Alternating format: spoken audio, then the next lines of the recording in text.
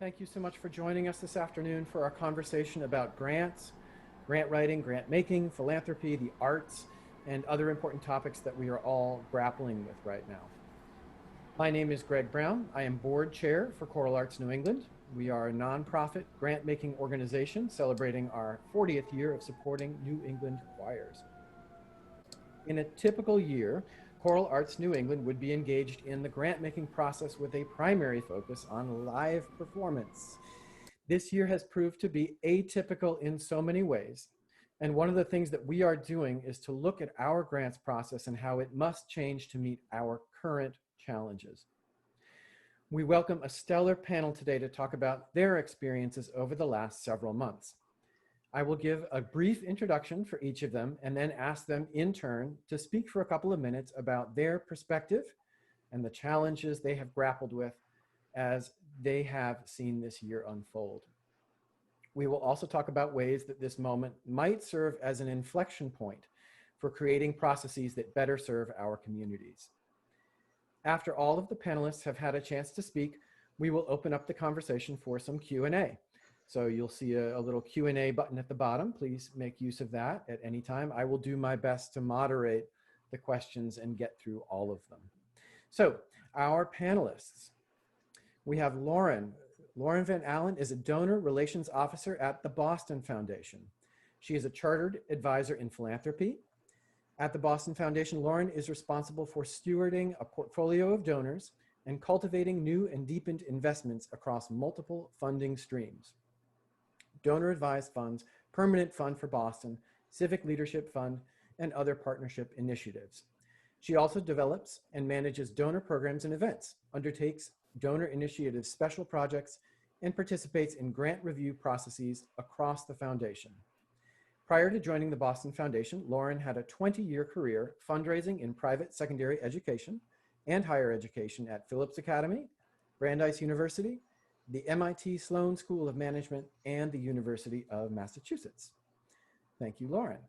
Next up will be Alice Jones. Alice is a flutist, composer, teacher, and administrator who pushes against the boundaries of what it means to be a musician, whose voices can be heard, and what success looks like. In 2020, she became the Assistant Dean of Community Engagement and Career Services at the Juilliard School, drawing upon her wide and varied experience in music creation, education, and collaboration. She is a skilled fundraiser and a strategic arts administrator, having led the development department at the Brooklyn Conservatory of Music for 4 years. She also designed and curated 3 seasons of Parlour Room Sessions, an audience engagement-driven chamber music series which featured female and BIPOC musicians on stage in nearly every performance. Sorry. Thank you, Alice. Next up is Ginny Loopy.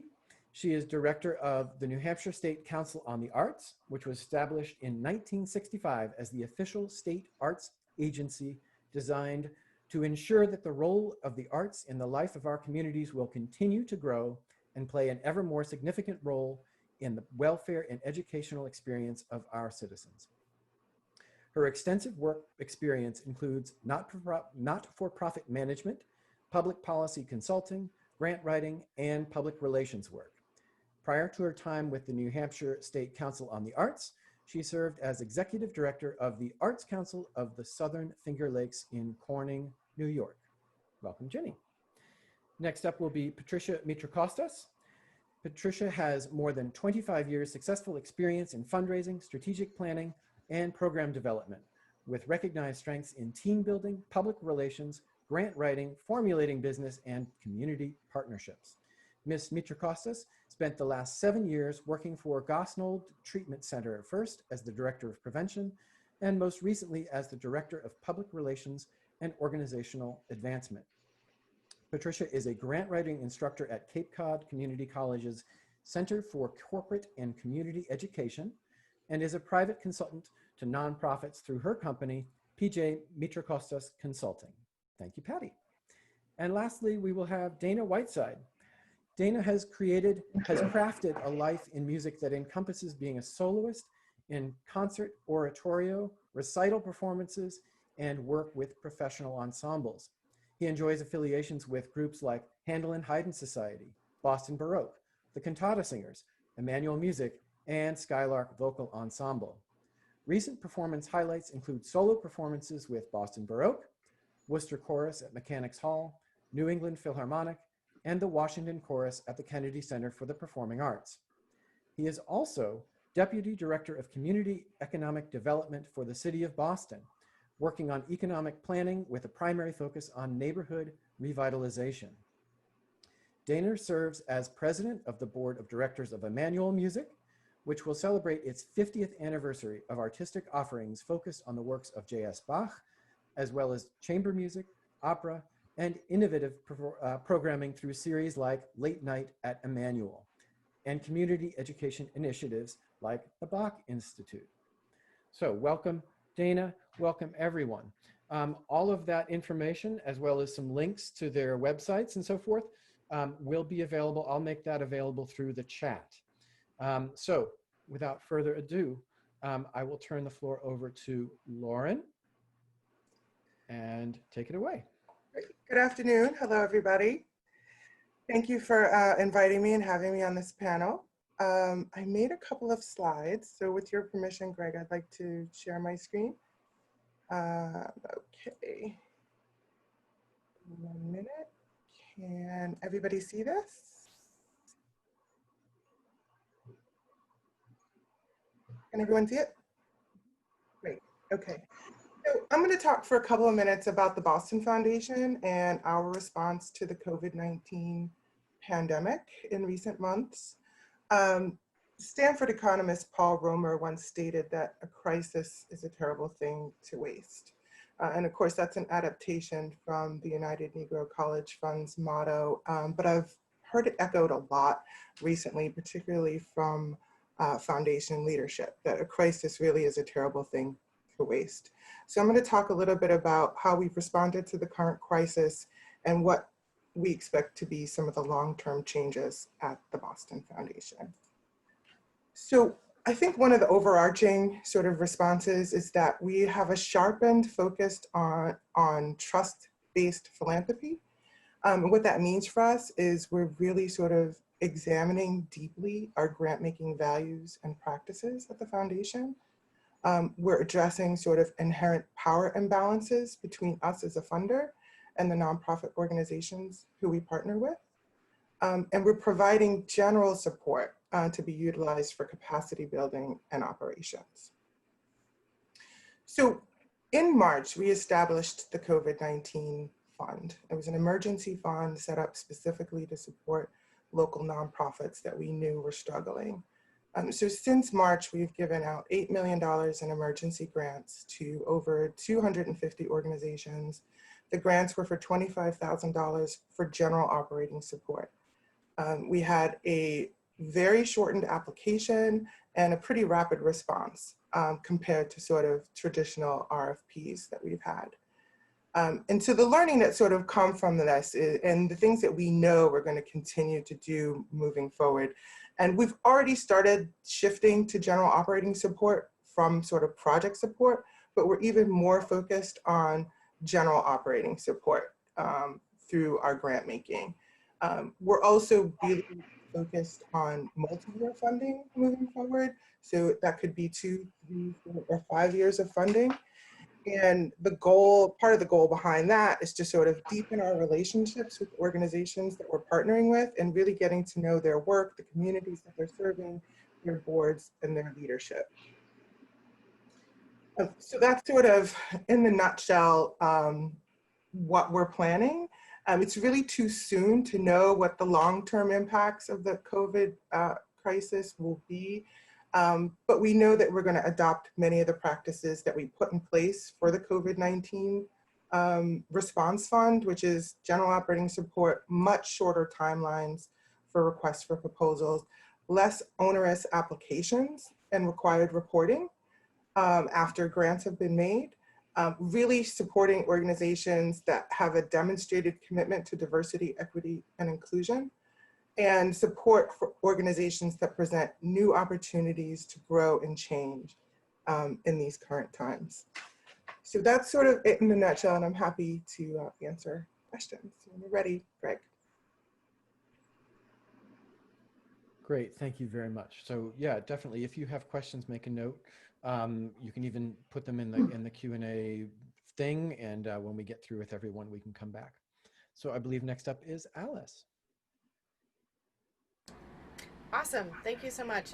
Thank you, number one, for letting me come and join and talk to y'all. I'm so excited about this conversation and how germane it is, and I'm so excited to be part of the fact that all these people are contributing to this panel. Just as a way of introduction, I thought that I would just share 3 examples from my experience about and how I've been thinking about the role of philanthropy in our arts world from my perspective as a development professional, as a teacher, as well as a music creator. So with all things COVID, time is kind of meaningless. So I'm actually going to start the story in 2019. So I had been the institutional giving manager at a community music school in Brooklyn. I left that position in 2019 and continued to work as a development and grant writing consultant from then all the way up until when COVID hit in March, at which point my consulting career ended, as organizations who had been, trying to leverage their financial resources towards growth faced the very real precarity of sudden revenue shortfalls. And I think that that's an experience that even outside the development world, that's something that a lot of us has faced. In another aspect of my life, I had been teaching flute in an El Sistema after school program in the Bronx. And that particular program, because they had received foundation support already for the entire year, we were able to continue teaching all the way up through the summer. But as they're moving forward into the fall, they're considering, well, do we actually continue doing this work at all? Because they're experiencing, the tension between what they had originally applied for 12 to 18 months prior in their funding compared with the upheaval of the educational landscape now, but also, gosh, the unexpected additional costs of running this program, even in a virtual space, as supporting students who might not have a computer, supporting students who might not have reliable internet, supporting students who don't have a printer to be able to print out the PDFs of their music that their teachers send them, or repair their instruments, much less like all the other cool bells and whistles like the mics and the external headphones and that sort of thing. But I think perhaps also kind of most pertinent to this conversation today, when Greg approached me about this panel several weeks ago, it got me thinking about how, when any of us is in a position to distribute funding, how can we use that to create opportunity rather than restrictions? And so here's something that I was thinking about, and I put into a pilot experience this summer. I had composed a set of 4 solos in June, part of my sort of processing of this moment and all the range of things I was experiencing. But when I did that, I was also thinking about, what does the idea of creating opportunity mean? And that allowed a couple things to come into focus for me.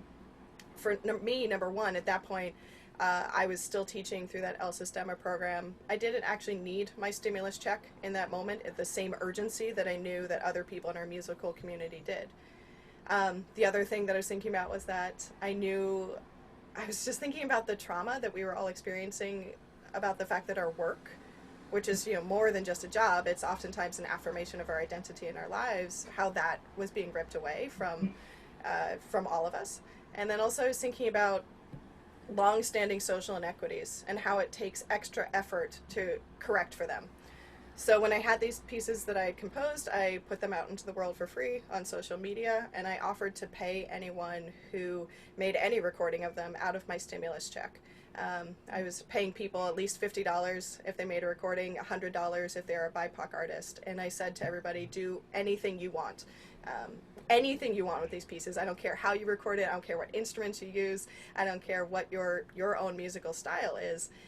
Just make your art the way that you want to. And the response to that, from my perspective, was really amazing, because it was it was so much more vibrant and rich and fulfilling than anything I could have prescribed in terms of the instruments played or length or anything. If I had been more specific about deadlines or requirements, I don't think I would have gotten the same kind of engagement with other people. And in the first month, over 24 people around the world played these pieces, people I've never met, and that's really exciting.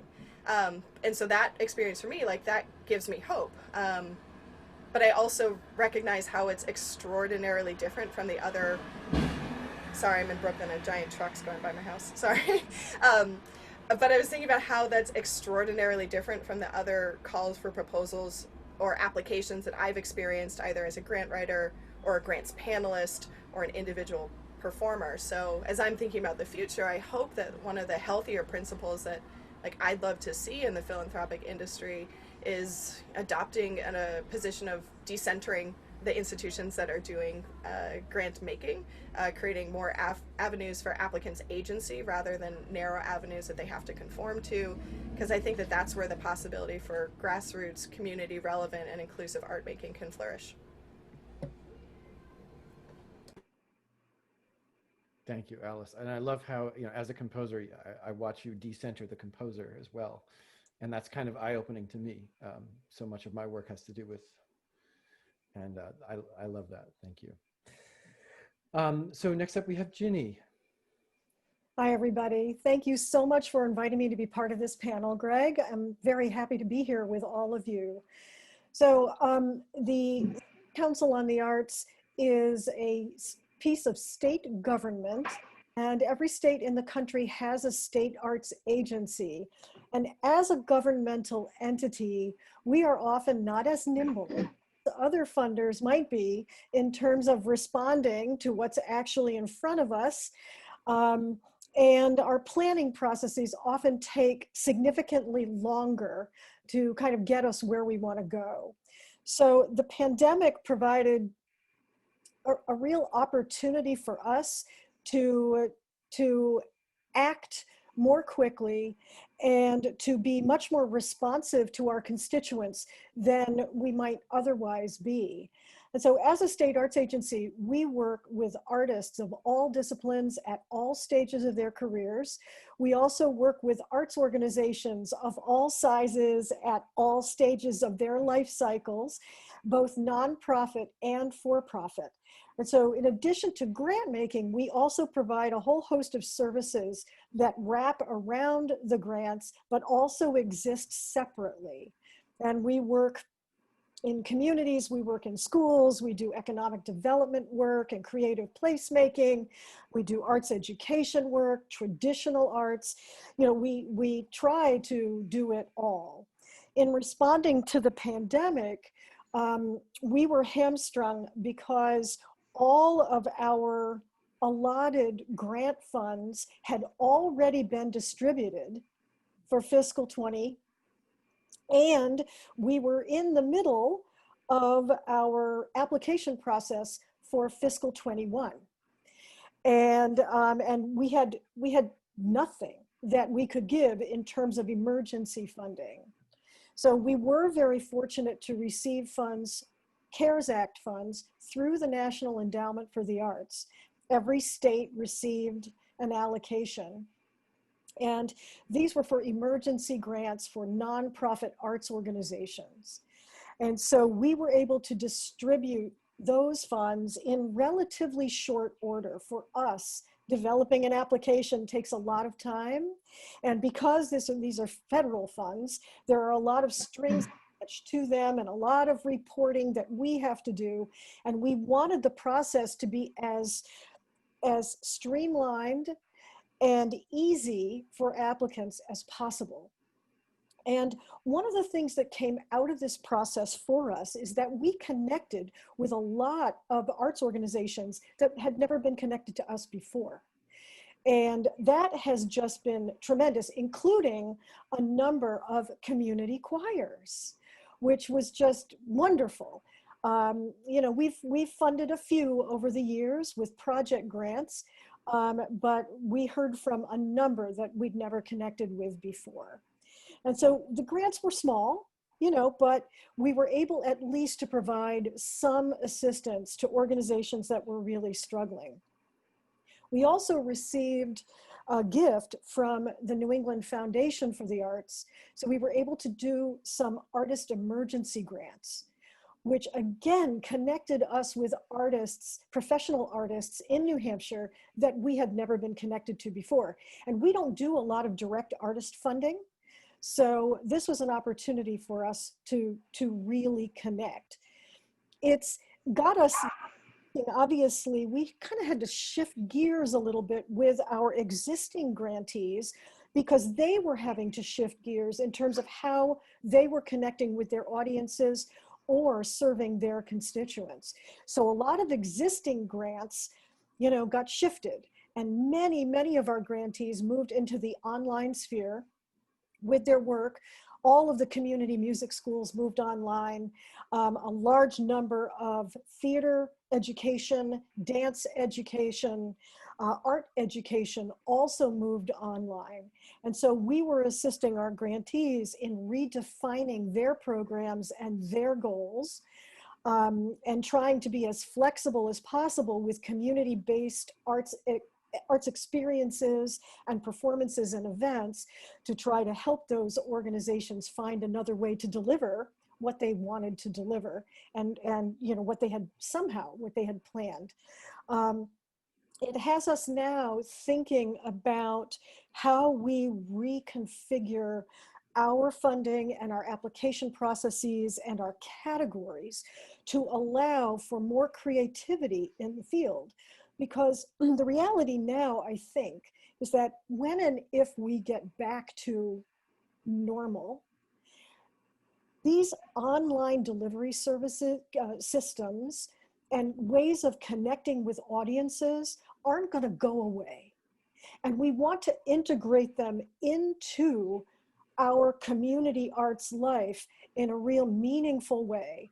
And so we're working with our grantees right now to brainstorm these things and think about these things going forward. And I think the hardest, you know, and the most impacted part of the sector has been the performing arts part of the sector.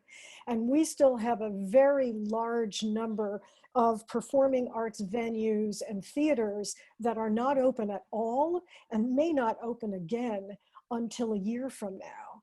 And so we are doing obviously a lot of advocacy on behalf of those organizations to try to find extra funding, either through the CARES Act or whatever may come next, to try to make sure that those funds sector is represented well in those programs. And the state of New Hampshire has actually had a couple of programs that the arts sector has been able to take advantage of. One was a nonprofit grant program where 25% of the $40 million that was awarded went to the arts sector.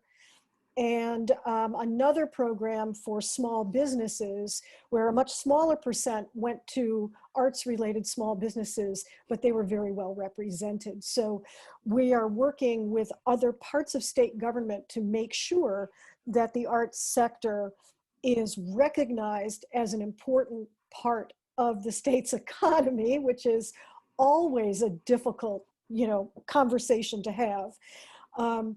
And working with them to make sure that access to those programs is as simple and easy for these organizations as possible. I do want to say too that obviously in the midst of this, we are also reevaluating our grant programs with an equity lens. And so we're doing a lot of work on that part of the issue, and recognize we have dual crises going on that we have to meet somehow. And so, you know, that's actually a bigger kettle of fish for us to fry. It's much more difficult for us in state government to be looking at those issues. I think we can rise to the challenge as a funder and kind of try to meet those immediate needs. But in terms of this ongoing equity need, we still have a lot of work to do. And so we're working through COVID, we're working through equity, and hopefully we will come out the other side of this with a more flexible, creative, and equitable grant and service program. So I'll leave it there. Thank you, Ginny. And especially what you said about sort of having to change plans midstream. That was very much our experience of having given grants and then finding that the projects we had granted were not possible, and working with our grantees to figure out how how to sort of change horses midstream or stay on the same horse but go to a different place or whatever. Wonderful. Okay, so next up is Patricia, and you notice in the chat I've been putting, I had prepared this whole PDF, and for some reason I'm not able to share it. So I'm copying and pasting. You will see the links in the chat. So Patty, go ahead and take it away.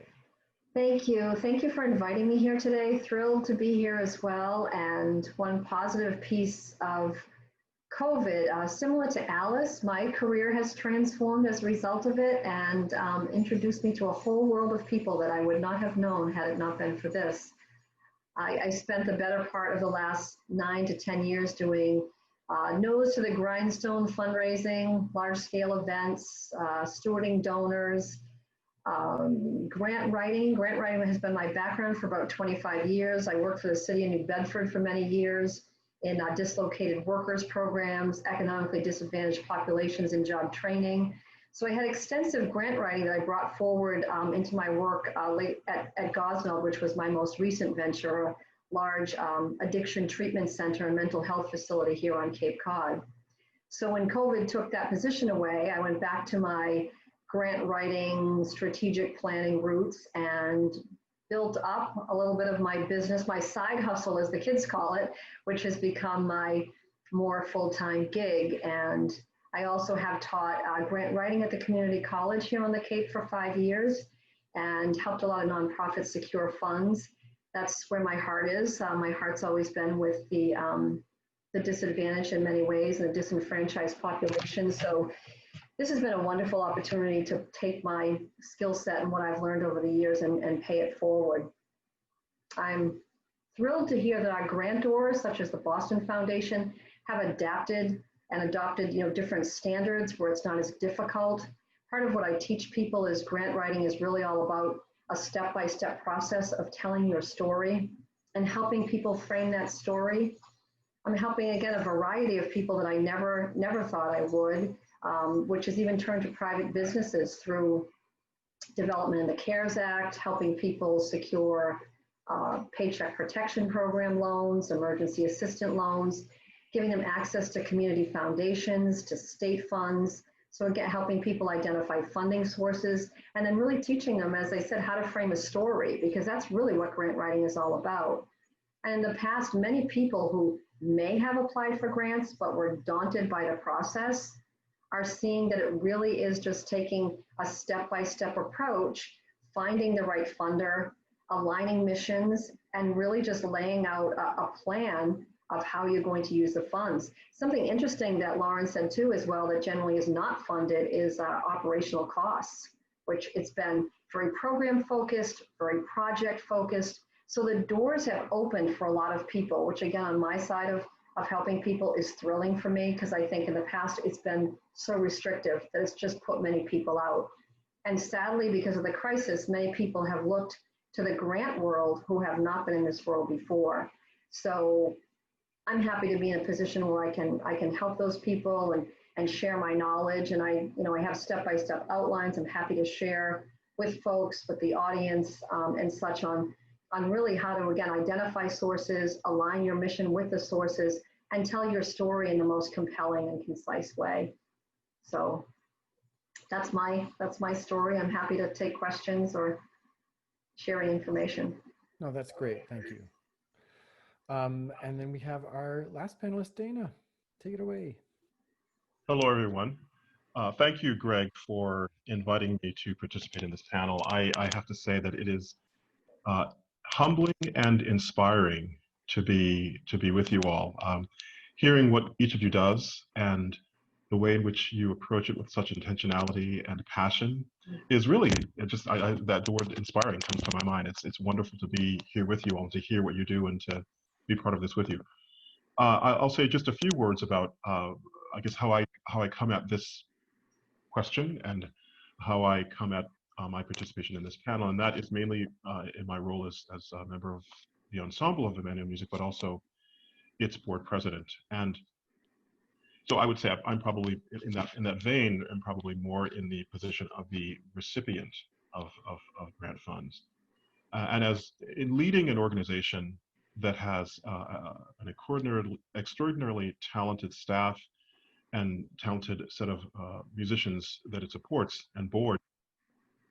One of the things we try to think about is the way in which we outline who we are, and I think the words that were used earlier, how we tell our story.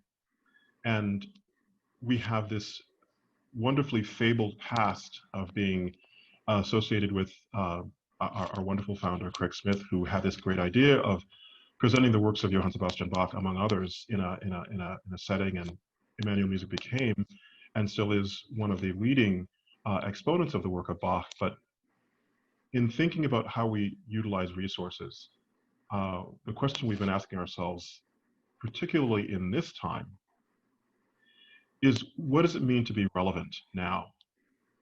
And what does it mean for an organization that has focused on the works of a particular composer, among others? What does it mean for that organization to move past its 50th year and into the future in a way that's going to be important and inspiring and, quite frankly, useful, not only to the musicians in its ensemble, but also to the wider world? I mean, one of the things we talk about at our board is that we don't want to become so pleased with ourselves and insular that we forget that there's a wider world out there. And we also want to look at becoming much more welcoming. And this idea in this day and age that the current social reckoning has laid bare in very stark terms, this idea that as an arts organization, you can't continue to be so pleased with yourself and the work you've done, that those who are not familiar with your work, or B, perhaps more importantly, don't look like all the members of your ensemble, feel excluded. And I say that myself as the first African American to serve on the board and be board president of a 50-year organization. And using the platform, quite frankly, to lovingly but firmly push that envelope. And having a great deal of support to do that. So that's one component of how we're looking at who we are.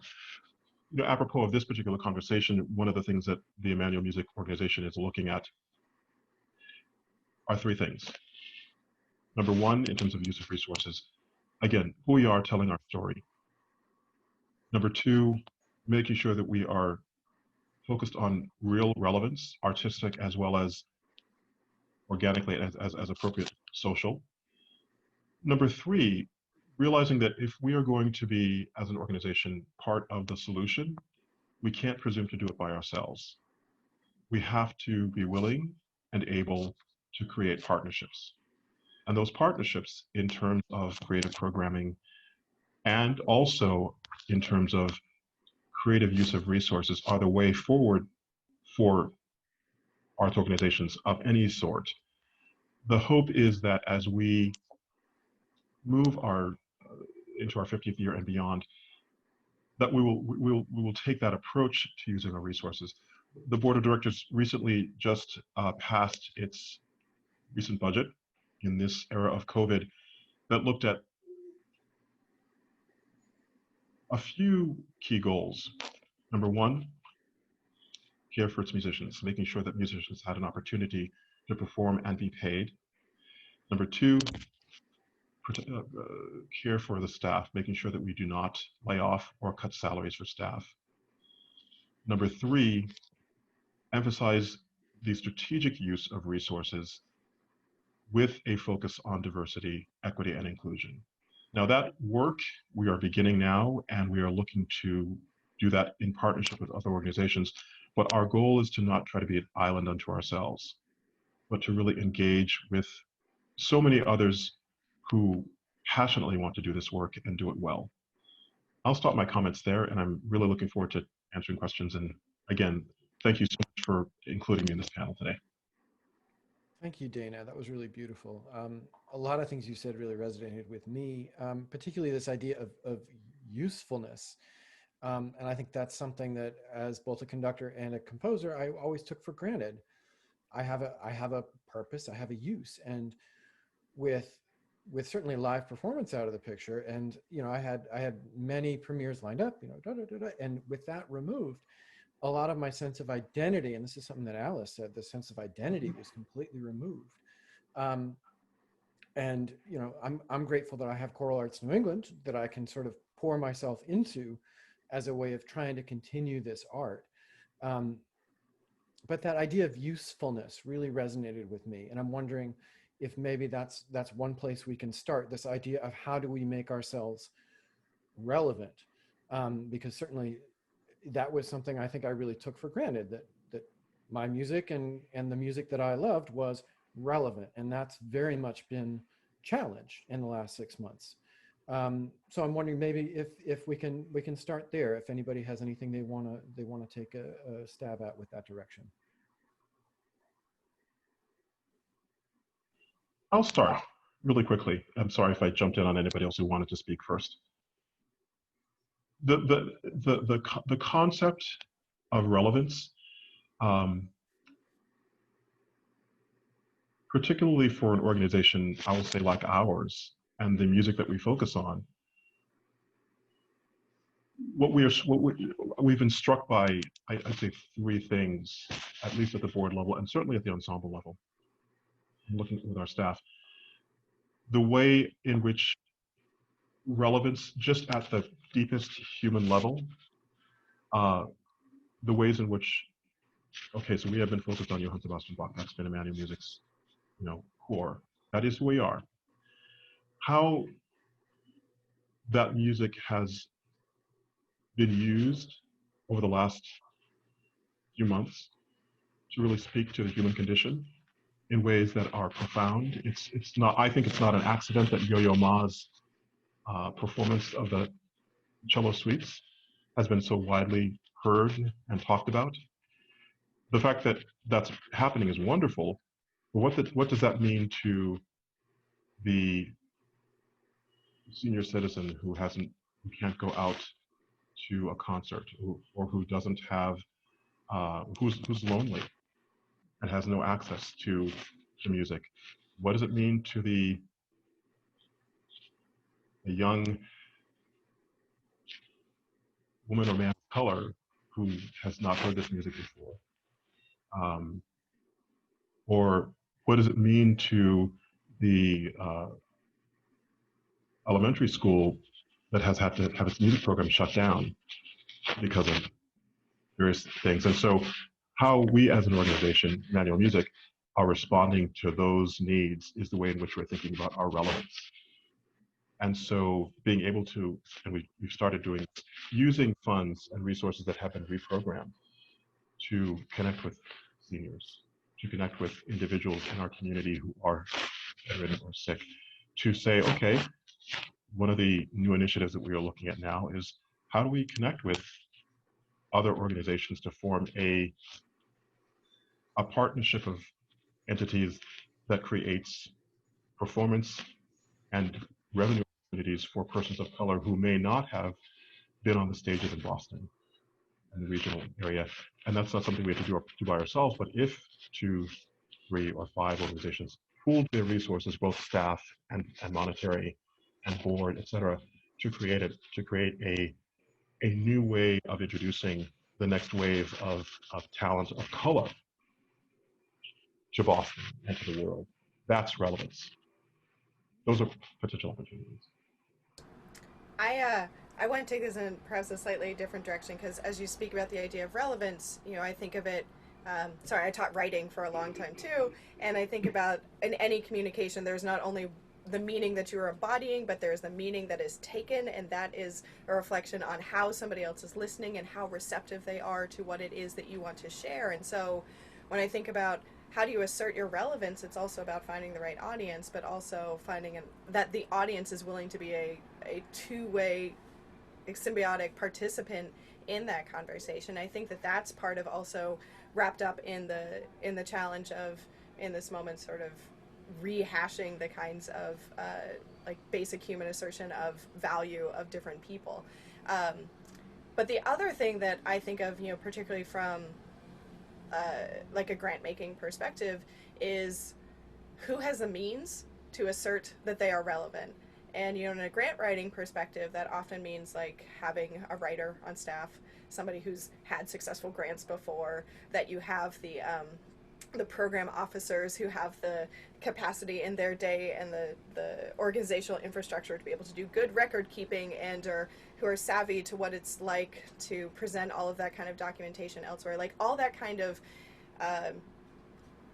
being proficient in the language of the people who are holding the money is a barrier to be able to assert one's relevance. And it's a kind of thing that, you know, panels talk about. We're not going to, you know, reflect, our decision isn't reflected on the quality of your writing, but in a way it is, because when a panel is sitting there going through 80 different applications, they're going to skim through the ones that are presented in the way that's the language that they're looking for. And so when I think about relevance, I think about the ways that it can also end up being, if we only use that as like our principle for thinking about what it is that we're doing, it might actually end up turning into an opportunity to be even more exclusive, that the institutions that have the means in order to be able to assert themselves and speak in that language are going to be the ones who are able to take advantage of those opportunities, which is, I don't think, the thing that we're hoping for when we're talking about relevance as being important. Well, I'm thinking it's an opportunity. What Alice and it's interesting, Dana, what you say. My mom is one of those senior citizens who's desperately missing the symphony, isolated and feels alone, and music was just something that brought her so much joy. And I'm thinking, you know, even what Alice said, you think about some of the bigger players who have the grant writers, who have access to the resources, the CFOs that can whip up the budgets. And what I've tried to teach people in the last several months is, how do you partner? How do some of the smaller organizations partner with some of the bigger ones? Does somebody like Dana's group partner with a bigger, you know, and get connected to a big foundation that's going to say, you're the people that know how to make this work. Now, maybe we need another player in it to bring in some of the other aspects, but you're the people that in this particular case can make the music and know who needs it and knows how to deliver it. So how do we bring other players in? So that's something I've really started to emphasize in my seminars, is bringing partners together and presenting something to funders, because funders are more open than ever. And I think that's the working together.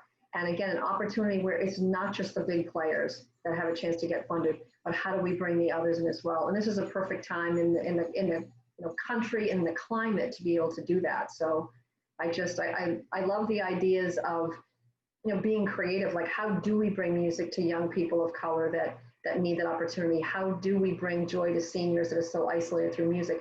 And different ideas on things that we may not have thought of before. But it's really about, you know, creating partnerships and saying, hey, you have the grant writer on your staff, great, you can handle the writing piece. So like Alice, well, I'm a writer, so I can help with that part. And I think that just, it empowers people in groups and in numbers. And I think to give them an opportunity that they may not have had before. And I think it's a critical time to do that. I want to remind the audience that they're welcome to ask questions too. I have a list that I can go through, but I think yours are going to be more interesting. So please do speak up. There was something that came out of this, and it's a question that I've been going over in my head, and it has to do with, it's sort of a tangent to relevance, and that is this idea of merit and the idea of giving grants to people who are meritorious, whatever that means. And I'm curious to see if there has been a shift in your thinking, either internally or institutionally, about this idea of merit and what it means. Go ahead, Ginny. I will jump in on this one because we are doing quite a bit of work around this right now, asking ourselves what the term artistic excellence means and how we evaluate that. And it's directly tied to the equity issue, because I think in the arts as a whole, we have viewed artistic excellence through the lens of Western, white, European art. Art, music, theater, dance, etc. And we have to change that. And so we are really asking ourselves questions about how our peer panels are evaluating applications for operating support or project support, and whether we are perpetuating a really antiquated idea of what merit and artistic excellence means. And so we're really trying to figure out how we can evaluate applications, projects, organizations, artistic work based on a different set of criteria. And I think we've all got a ways to go on this.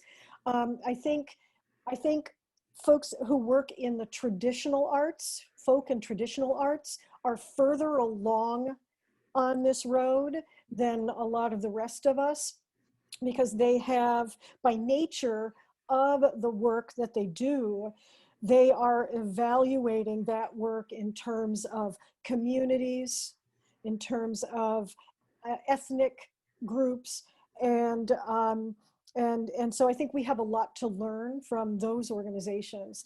But this is, this is definitely a big issue for us. And I know my colleagues in New England, we are actually having a conversation with a couple of people from the National Endowment for the Arts in a couple of weeks around this specific issue, because we want to get a sense of how does the NEA define artistic excellence now, today, in this world.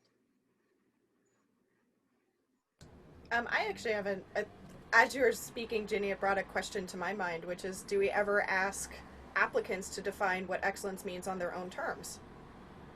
Oh, that's an interesting question. That is a really interesting question. And, we don't. I mean, in our operating grants, obviously we ask them in their narrative to talk about what they do and why they are worthy of funding, but we don't ask that specific question at all. And we probably should. Yeah, and we talk about at Choral Arts New England, we talk about supporting choral excellence. And what does that mean? That's a great question to ask our grantees. What does that mean to you? Throw it to them. That could be really insightful. And what does that mean in an era now? I think it's great, Alice, that you threw that out there, because it's like saying, what does that mean in an era now where, we are asking ourselves as artists or artistic organizations to push beyond what we have perhaps seen as artistic excellence, because, and I'll say it, artistic excellence has been sort of, I think it was said earlier too, I'll speak for my organization, we've been focused on, and I say this respectfully, an old white male. And that's been the pinnacle of excellence. And so what does it mean for us now to still hold on to this idea of excellence, but have it not be so aligned with a particular individual, but aligned with an idea as a concept that's much more all-encompassing and welcoming, and forcing us, speaking for this organization, to maybe look at composers of color and adding them to our performance repertoire, and and not having that, and making it and celebrating that. Yeah, no, that's great. And we're thank you, audience, for the questions coming in. This is very helpful. Robert Seiler asks, what does excellence mean for an amateur choir, community group versus a professional one? And I think you would argue that you can't use the same lens to look at manual music and my community choir last year. You can't use that same lens. And an excellent performance of Beethoven 9 for Pioneer Valley Symphony Orchestra Chorus and is going to sound different from Boston Symphony Orchestra and Tanglewood Festival Choir. It will, and that's a really important thing that we have to be mindful of, especially if we are going to take groups that are amateur groups and make them more excellent, whatever that means. So thank you for that question. We have a question from Wayne Abercrombie. What are some examples of potential collaborations between large organizations with smaller ones, particularly smaller ones who don't generally qualify or go out for grants? So how can a big group sort of be a big brother or big sister or big sibling to a smaller group? And if you have examples of that sort of collaboration, please share. I can maybe speak a little bit to that. I'm working with many nonprofit groups on Martha's Vineyard right now. And as a group, as a collaborative, many nonprofits have gotten together. And as this gentleman is saying, ordinarily a smaller group maybe would not apply for funds. Some are not even technically nonprofits, so they would need a fiscal conduit or an umbrella, if you will, of another organization. And these times within communities, many groups have formed, and if not, your local community foundations can steer you towards some of those groups and can give you even lists of nonprofits in the area. I'm even all about approaching them, calling them. If you know of folks, reach out to them. I think people are very, very willing to partner. So if you don't know of a group or there isn't one formed in your community, I say go out and create one. Go out and contact some of those bigger partners and say, hey, this is my organization, this is what we do, and we're thinking about, we'd like to have a conversation with you about a possible partnership. So I say if those groups and collaborations aren't already within your community, I say go ahead and create one. And it certainly can't hurt to ask. And most that I know that have formed have been very successful in securing funding that way. And again, bringing talent together who can write, who can do a budget, who can conceptualize and strategize and put together some goals and some meat of the proposal. And again, I think people are very willing to do that. So I hope that doesn't sound too vague, like make it happen, but it really is sometimes just a matter of reaching out to folks. And I think right now would actually be a very good time to do that. Yes. One thing that I might add to that, to Patricia's points, and I'm going to use it, kind of switching a little to my city hat a little bit. There are many times in which organizations. No, I'll pause and say, in my role in the city, I don't do grants for cultural organizations. I am, however, involved in looking at grants, et cetera, for project development. So there's an application here that I'm mentioning it.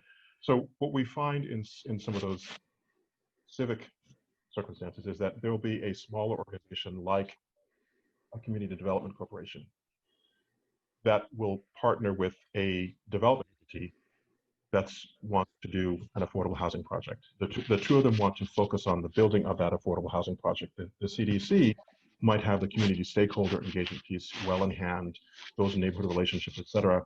And the development entity will have, in some ways, the capital, some of the staff resources, et cetera. Those two entities combine to make that larger entity more eligible for the grant question. So in that particular instance, those two entities have in common the desire to create a common thing. Setting that aside and using sort of artistic world example, I would say that the key to, I would say, success in that realm, I think that principle still holds.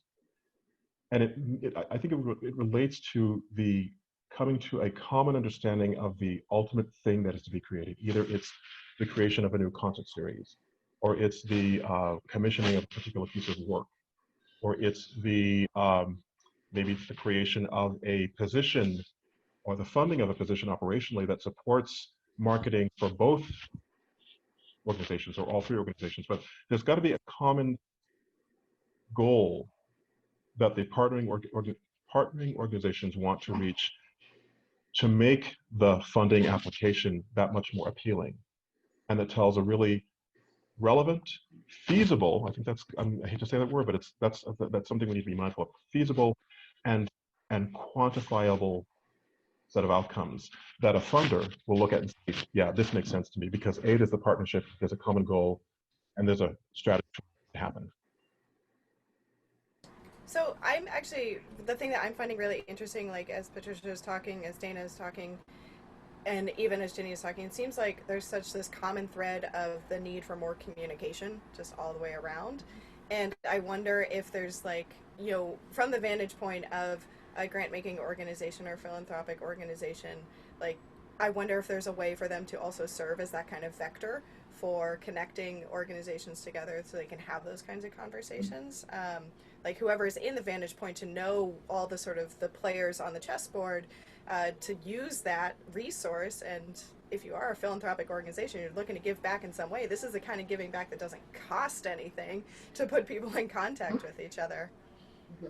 And I'll just jump in, you know, representing Greater Boston's Community Foundation. Community foundations are great ways to sort of, or great resources to go to sort of get at that. And in my role, I work with donors primarily. I'm not on the program side of the foundation, but I'm often working with my partners in the program side to identify organizations, to match either my donors up or to match up with each other. I know that through always, but certainly more so through this pandemic and COVID crisis, my program officers at our community foundation have made themselves much more accessible and easy to connect with and meet with through Zoom, talk with on the phone, to because they're in it, right? They're in the landscape, they're grant me, they know sort of who's out there, and they are more than willing and happy to sort of, if they can, to find ways to bring people together. And it's very much encouraged to see that in a grant application, that there is collaboration is definitely a goal to work toward. And I think we're the same way, Loren, as a state arts agency. I always say that, you know, that one of the things we do best is matchmake. And between organizations and artists and organizations. And I just want to, Paula put something in the chat about, she used Emmanuel Music as the example, joining up with another organization to become more relevant. What about each organization's identity? And I would say that I don't think that that is really a problem. I think that organizations come together and partner on specific projects, and each organization can maintain its unique identity. I'm thinking about the Courier Museum in Manchester that partners with a veterans organization to provide programming, arts-related programming for the families of active duty service people. Neither organization is losing its own identity, building something that is serving a specific population and making a difference in people's lives, and at the same time benefiting those two organizations in lots of different ways.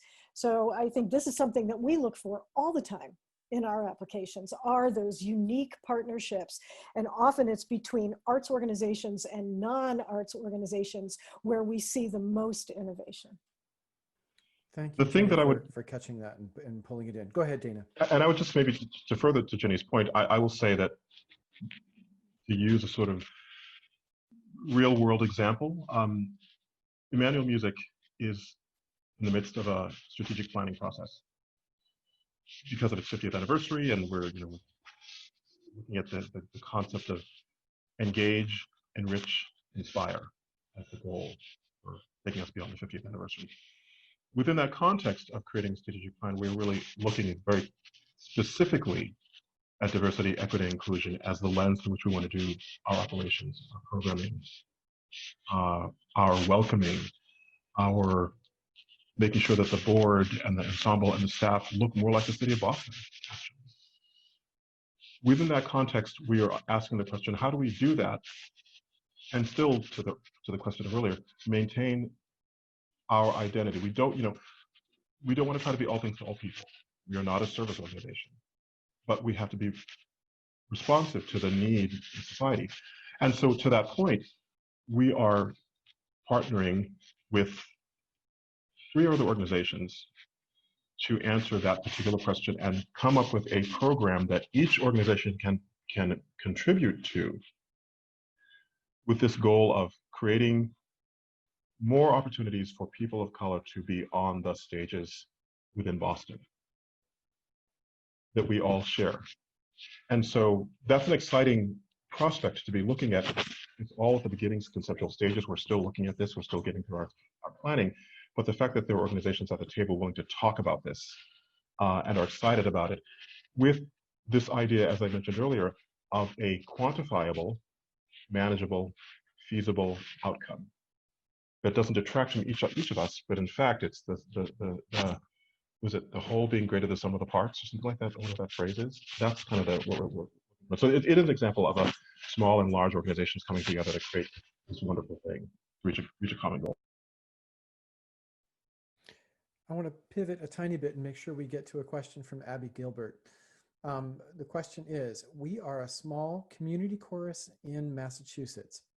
I was questioned by my board about why I included income from our local cultural arts councils in my budget for this coming year, especially given that we cannot promise any kind of performance, virtual or in person. Also, they were worried that the local cultural councils will have less money as well. Do you have any encouraging words for Abby? Well, I will say, and obviously I can't speak for the Mass Cultural Council, which provides support to its regional cultural councils. We're all looking at state budgets that may change midstream here, and we don't know what the outcome of those processes are going to be yet. You know, I'm looking at a cut to my grants line right now, my state general fund grants line, at a time when the field is needier than it ever has been. And so we're all kind of in that place.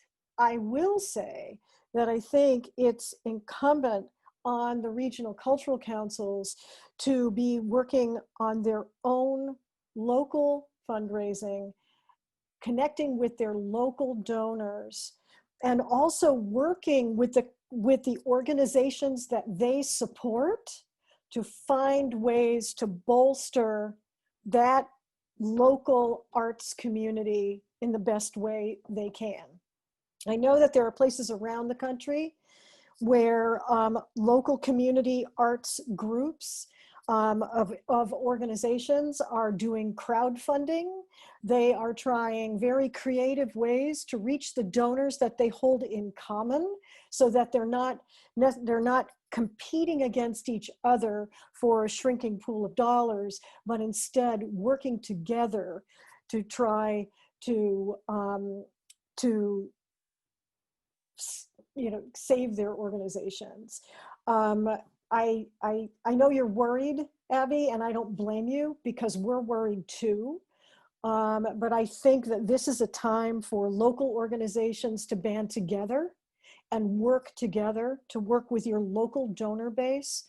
And what's going to happen on the state and federal level is going to happen, and we don't know the outcome of that.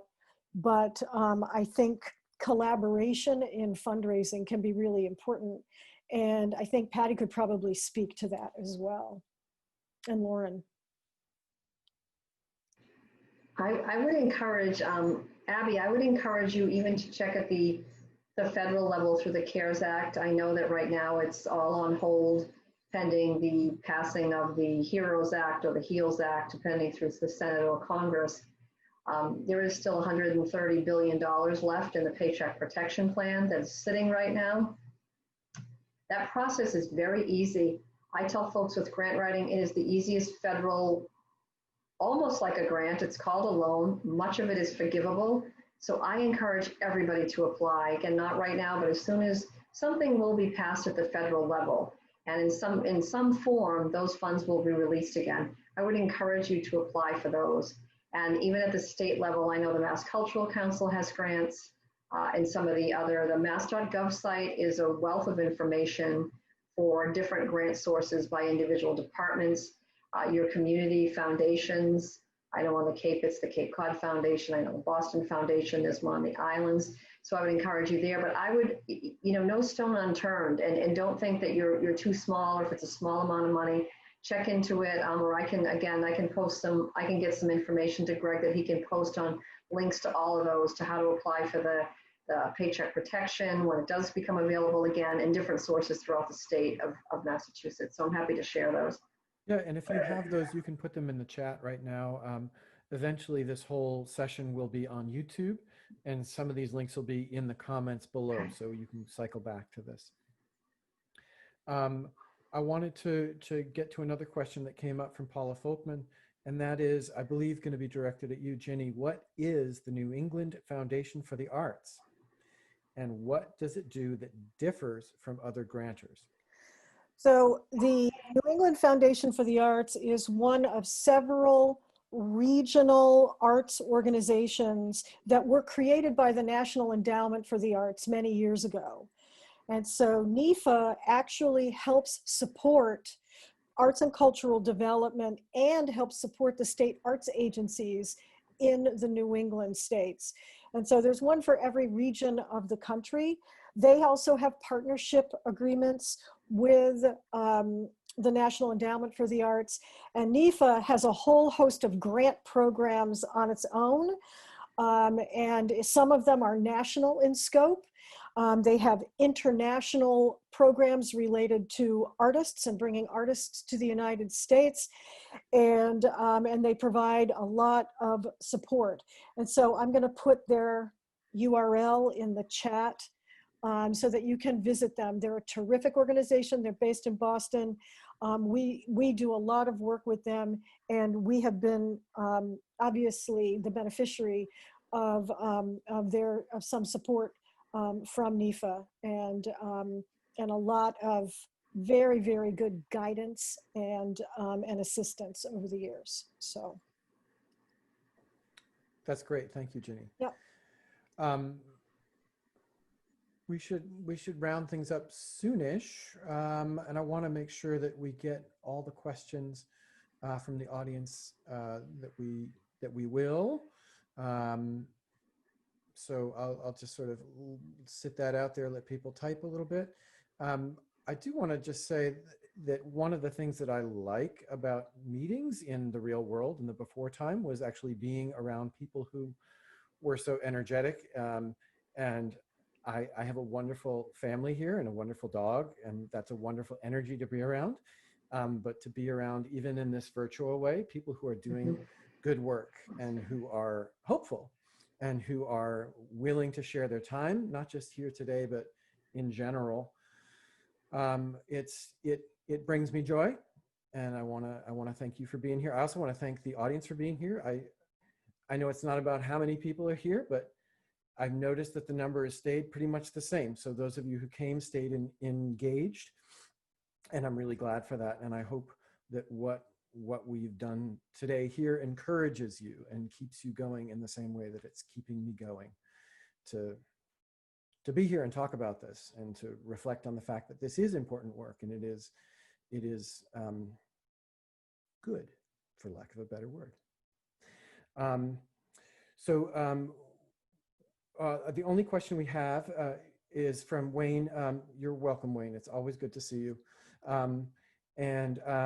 So Patty, there were some links that you were talking about, and if you have those easily available, can you put them in the chat so that people can find those?